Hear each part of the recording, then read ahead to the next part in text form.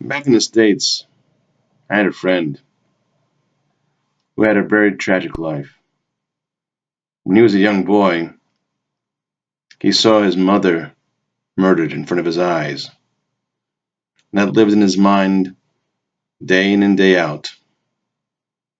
It caused him to become very depressed, very sad, very violent, and very angry. For years, he would yell and scream and fight people. He'd have to take medications and so forth. And eventually, when he was 35 years old, one day he just passed away. In fact, he died. Because the constant memory of seeing his mother killed in front of his very eyes, ripped him apart. To the point that one time he just couldn't sleep anymore. One day and another and another and another until his heart just busted. I can imagine now what's happening to the 5 children who saw their father and their grandfather, their aunt, slaughtered before their very eyes, and their mother screaming and their grandmother wounded. Every time they see a door or hear a knock or open the door, they're afraid and will be afraid of what's on the other side. Dracula. They've seen Dracula. They know what the vampire looks like. They know what evil looks like.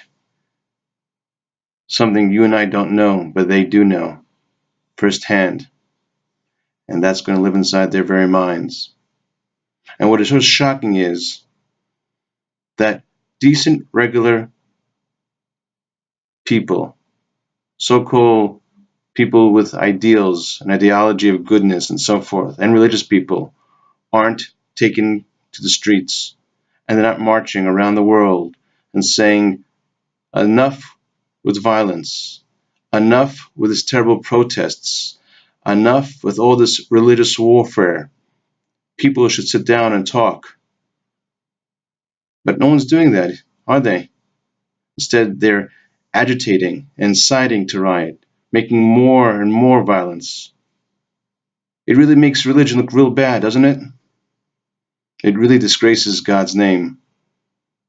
3 religions, and each one is fighting each other. We have to honor God by becoming peaceful, by preventing Draculas from happening, by raising the human soul to its ultimate purpose of serving God with kindness, of serving humanity with love, of being the human beings we were supposed to be, that we're created to be. Think of each time now the children are going to open the door and what's behind that door.